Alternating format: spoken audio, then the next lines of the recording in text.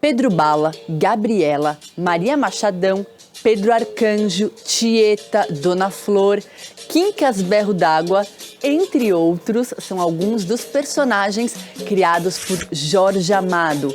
Eles ocupam a mente e os corações de leitores em todo o Brasil e fora dele também. Ontem, dia 10 de agosto, 110 anos atrás, nascia Jorge Amado, um dos escritores mais populares e amados do país.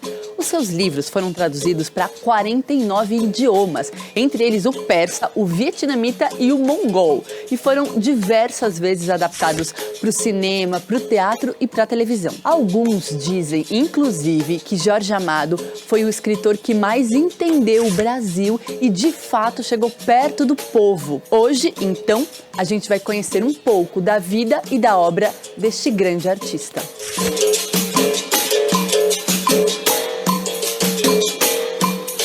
Para o vídeo de hoje, a nossa principal fonte de pesquisa foi a biografia escrita pela jornalista e pesquisadora Josélia Aguiar.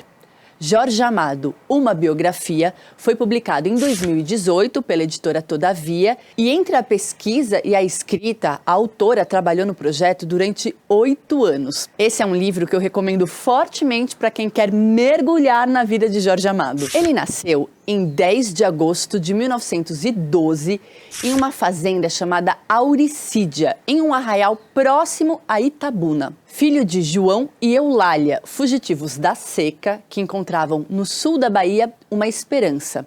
João era sergipano e Eulália vinha do interior da Bahia. Seus pais se casaram em 1911, convencidos pelo irmão de Eulália. Ele dizia algo como: "Ué, se vocês dois gostam tanto de conversar, deviam logo se casar." Os dois, inclusive, vinham de desilusões amorosas. Ambos eram noivos de outros pares e essas relações não deram certo por falta de dinheiro. Jorge Amado nasceu empelicado, ou seja, dentro da bolsa amniótica que não se rompeu.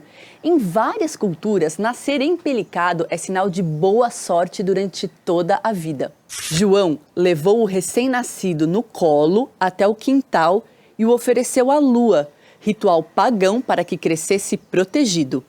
Para reforçar a inteligência do filho, ainda pendurou em sua roupa um broche com a efígie do jurista baiano Rui Barbosa. Segundo a biógrafa, o sobrenome Amado vem de judeus que, tornados cristãos novos, se espalharam pelo território nordestino e misturaram-se a outros grupos. A avó materna de Jorge Amado foi uma indígena pataxó caçada a laço por um português.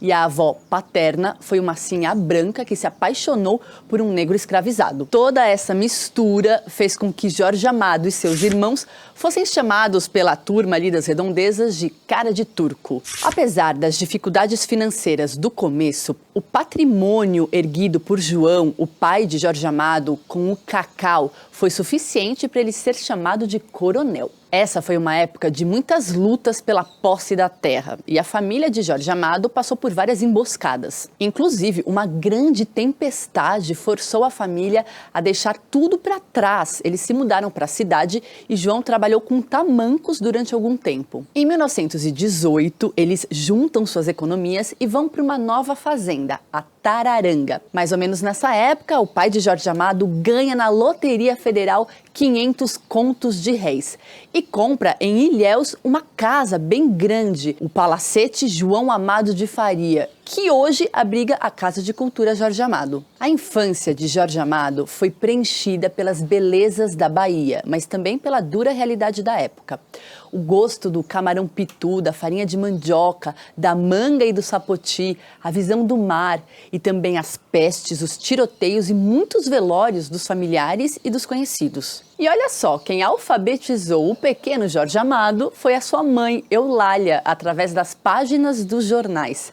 Quem a conheceu diz que ela foi uma das maiores contadoras de história que se tem notícia. Quem os conheceu notava em Jorge a imaginação da mãe e, do pai, o senso crítico que o fazia definir numa única linha uma personagem, tal seu poder de síntese. No início da sua vida como leitor, os cordéis o encantaram. E aos 9 anos, ele começou um jornal próprio, feito à mão, chamado A Luneta. Ele fazia esse jornal a partir de fatos que ele via em outros noticiários. Bom, durante as 3 décadas seguintes, a produção de cacau cresceu nada menos do que 20 vezes, desenvolvendo intensamente as cidades e a elite local. Então, em 1923, Jorge Amado vai estudar no Colégio dos Jesuítas, o colégio para onde iam os filhos da elite. Esse colégio era bem rígido, a rotina era regrada e Jorge Amado não era lá dos melhores alunos. Sabe o que ele gostava de fazer durante as aulas? Ler romances. Um dos padres da instituição, chamado Padre Luiz Gonzaga Cabral, abria a biblioteca do colégio para Jorge Amado e chegou a dizer que tinha certeza que o menino se tornaria um escritor. Mais do que lhe prever um destino, Padre Cabral concedeu-lhe uma dádiva concreta. Em suas mãos, colocou livros da sua estante particular. Viagens de Gulliver, de Jonathan Swift, foi o primeiro. Depois, Charles Dickens, para sempre um preferido. E mais Almeida Garré, Frei Luiz de Souza, Walter Scott. O vício pela leitura se inoculou definitivamente. Às vezes, escondido, ele lia livros proibidos aos internos, de autores portugueses inconformistas ou então considerados imorais. Sempre que Jorge Amado era pego no flagra, ele tinha que repetir e escrever várias vezes a frase "não se lê sem licença". Cansado de se sentir tão prisioneiro no colégio, aos 13 anos ele foge para a casa do avô paterno e fica lá por algum tempo até um tio ir buscá-lo. Ele convence os seus pais a deixá-lo estudar no Ginásio Ipiranga, uma escola, mais moderada nas exigências. Esse ginásio, inclusive, ficava na antiga casa onde faleceu o poeta Castro Alves. E uma história curiosa é que Jorge Amado e seus amigos tentaram invocar o espírito do poeta. Aos 15 anos, ele começa a atuar mais intensamente no movimento estudantil e a trabalhar como redator nos jornais locais. Jorge Amado fazia parte da Academia dos Rebeldes, um grupo de escritores que desejavam uma literatura e uma arte inspirada na cultura local, na cultura afro-brasileira e afro-baiana. Os integrantes da Academia dos Rebeldes eram arqui-inimigos de um outro grupo, o Arco e Flecha. Esses últimos entusiastas do modernismo à paulista. Aliás, fazendo a pesquisa para o vídeo de hoje, eu descobri que Jorge Amado e Mário de Andrade não se davam muito bem. No final, eles até se reconciliaram, mas durante anos foram bem azedos um com o outro. Ou seja, se eu fizer mais um vídeo com tretas históricas entre escritores, terei que colocar Jorge Amado e Mário de Andrade. Aliás, vocês já viram os nossos 2 vídeos com as tretas históricas da literatura? O link vai aparecer aqui em cima. E aproveita também e já se inscreve no canal, se você é novo, nova por aqui. Aqui é o canal da Editora Antofágica. A gente fala de autores, autoras, livros, cinema, séries e o universo da ficção.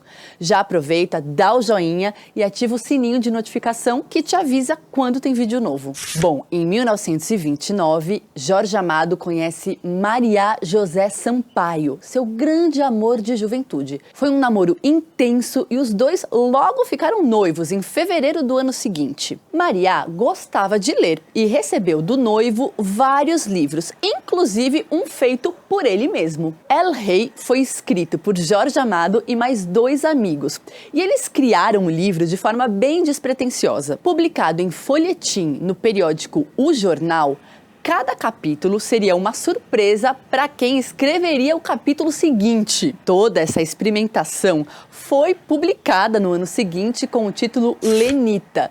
E os autores receberam cada um 100 exemplares como pagamento pelos direitos autorais. Nessa época, Jorge Amado envia um telegrama para os seus pais dizendo que pretende abandonar os estudos para trabalhar como jornalista em tempo integral e se casar com Maria.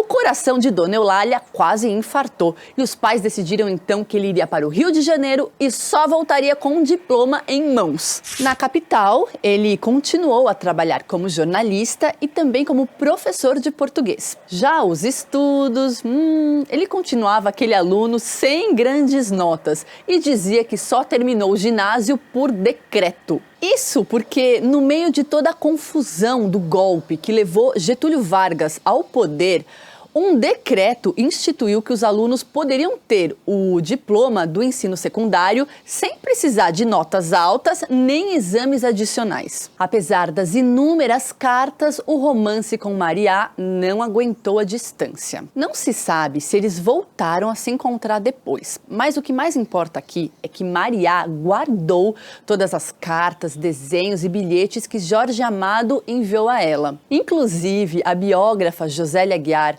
conta que ela descobriu todo esse material quando a pesquisa do livro já estava bem avançada. Foi a neta de Mariá que entrou em contato com a pesquisadora pelas redes sociais, dizendo que a sua avó tinha guardado todas essas cartas de Jorge Amado.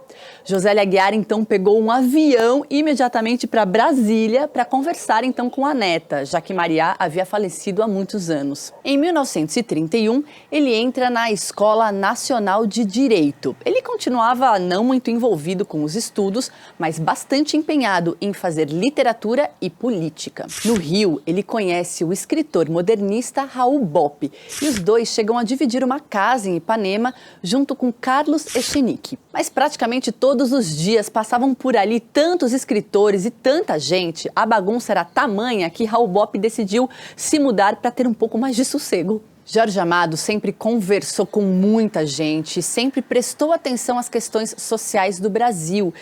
E esse olhar crítico aparece nos seus primeiros escritos. Mas foi em 1932 que ele entra para a Juventude Comunista. Militante empenhado, em 2 anos ele é eleito membro do Comitê Dirigente. Seu romance Cacau, de 1933, foi retirado das livrarias por causa dos palavrões.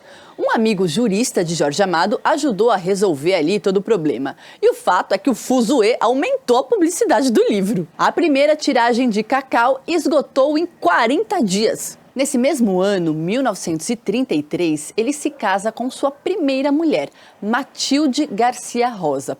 Com ela, ele tem a sua filha Lila. Mas, infelizmente, Lila morre aos 15 anos de lúpus. Por conta da sua atuação política, ele foi preso pela primeira vez em 1935. Mas ele foi ameaçado e preso muitas outras vezes. Em 1941, ele é obrigado a se exilar na Argentina e no Uruguai, passando por diversos locais na América Latina. E em 1944, ele se separa de Matilde ao voltar ao Brasil. Josélia Aguiar diz que a primeira fase de Jorge Amado é influenciada por esse forte espírito militante. E é por isso que seus livros são mais sérios, mais dramáticos, até tristes. Capitães de Areia, de 1937, é o exemplo mais marcante dessa fase. Esse continua a ser o livro mais vendido de Jorge Amado e muitas vezes serve de porta de entrada para sua obra, especialmente entre o público jovem. Foi assim comigo e eu posso provar. Está aqui escrito Lívia Piccolo, número 16, 8ª série B. Eu li esse livro na minha escola, minha edição é de 1998. Um dos motivos que faz com que esse livro seja um sucesso entre os adolescentes é justamente a representação que ele faz dos adolescentes de Salvador, que vivem nas ruas, à margem da sociedade. Em 1945, Jorge Amado foi eleito membro da Assembleia Nacional Constituinte pelo Partido Comunista Brasileiro. Jorge Amado foi autor da lei em vigor até hoje que garante o direito à liberdade de culto religioso. Ainda em 1945, ele se casa com Zélia Gattai, sua mulher até a sua morte. Com ela, ele teve os seus filhos João e Paloma. E vale dizer que Zélia Gattai, além de escritora, foi uma memorialista. Ela foi responsável por guardar e organizar muito material da vida do casal e do próprio Jorge Amado. Ela participou ativamente da fundação Casa Jorge Amado. O autor também ficou exilado durante algum tempo na França e depois em Praga, até 1952. De volta ao Brasil, ele se afasta da militância política e se dedica então mais intensamente à literatura. Josélia Aguiar diz que uma palavra que explica a vida de Jorge Amado é paixão.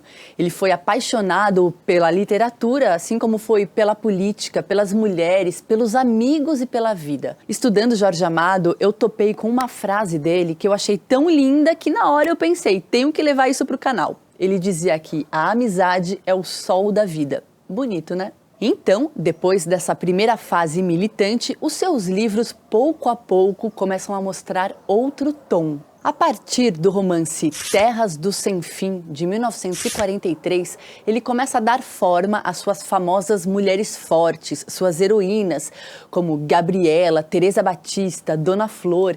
E segundo Josélia Aguiar, a sua literatura passa a ter mais humor, sempre com o objetivo de fazer um grande retrato, às vezes debochado, da Bahia, da sua gente, da sua mistura e da sua religiosidade. O historiador Luiz Antônio Simas diz que Jorge Amado deu dignidade à raia miúda do Brasil. Ou seja, ele deu vida a personagens muitas vezes esquecidos do povo brasileiro. Gente comum, pobre, gente às margens. E olha só, Jorge Amado disse que não inventava os seus personagens, eram pessoas que ele conhecia. Aqui morreu Pedro Arcanjo, viveu e morreu. Aqui ressuscitou Quincas Bernadotte. Eu acho que muita gente se encontra e se pensa Antônio Balduino, e se pensa Pedro Arcanjo, e se pensa o Cabo Martim, porque nenhum desses personagens foi inventado por mim. É gente que eu conheci. O autor entra para a Academia Brasileira de Letras em abril de 1961, ocupando a cadeira número 23, que tinha sido ocupada por Machado de Assis e tem como patrono José de Alencar. Os livros de Jorge Amado tiveram diversas adaptações para o cinema, para a novela, para o teatro, até para o samba-enredo de diversas escolas de samba. Aliás, as adaptações dariam por si só um vídeo, porque muitos diretores de cinema dizem que os livros de Jorge Amado são cinematográficos por si só. Ou seja, você lê aquilo e já imagina tal a riqueza de detalhes. E os atores também dizem que os personagens de Jorge Amado são tão bem construídos que quando eles leem, eles já imaginam como eles serão interpretados. Então, se vocês querem um vídeo sobre as adaptações de Jorge Amado, coloquem aqui embaixo. Me contem se vocês querem esse vídeo. O autor recebeu diversos prêmios nacionais e internacionais em muitos países. E são tantos, mas tantos mesmo, que eu separei alguns para ler para vocês, porque senão eu não ia conseguir. Olhem só, recebeu o título de comendador e de grande oficial nas ordens da Venezuela, França, Espanha, Portugal, Chile e Argentina, além do título de doutor honoris causa em 10 universidades, no Brasil, na Itália, na França, em Portugal e em Israel. Para poucos, hein? Jorge Amado também se orgulhava do seu título de Obá, que ele recebeu no Ilê Axé Opô Afonjá, na Bahia. O candomblé sempre esteve muito presente na sua vida. Jorge Amado faleceu no dia 6 de agosto de 2001. Ele foi cremado, conforme o seu desejo, e as suas cinzas foram enterradas no jardim da sua casa na rua Alagoinhas, no dia em que ele completaria 89 anos. Jorge Amado sempre quis escrever para o grande público, e é por isso que os seus livros não têm grandes experimentações de linguagem. Muitas vezes ele foi criticado, diziam que seus livros eram muito populares e que ele escrevia de forma comercial, sem prestar atenção à literatura. Nada mais injusto, porque Jorge Amado foi um grande contador de histórias, com uma paixão profunda pela literatura e pelo Brasil. Eu vou terminar esse vídeo com uma resposta que ele deu a Clarice Lispector, que chegou a entrevistá-lo presencialmente. Essa entrevista está no livro Clarice Lispector, Entrevistas, publicado em 2007 pela editora Rocco. Entre muitas perguntas sobre sua visão de mundo, o entrelaçamento entre vida e literatura, o seu processo criativo e por aí vai, Clarice pediu a Jorge Amado que ele fizesse uma crítica de seus livros. Olhem só o que ele respondeu. São os livros que eu posso fazer. Busco fazê-los o melhor que posso. São rudes, sem finuras nem filigranas de beleza. São, por vezes, ingênuos, sem profundezas psicológicas e sem angústias universais. São pobres de linguagem e muitíssima coisa a mais. São livros simples de um contador de histórias da Bahia. Certamente, muitos leitores discordam de Jorge Amado, porque os seus livros têm muita beleza e provavelmente serão lidos por muitas gerações. Eu espero que esse vídeo sirva como um convite para você dar uma espiada na Bahia de Jorge Amado. E é claro que eu quero que você me conte aqui nos comentários qual a sua relação com os livros desse grande autor. Me conta tudo o que eu quero saber. E a gente se vê na próxima quinta-feira com mais um vídeo. Tchau!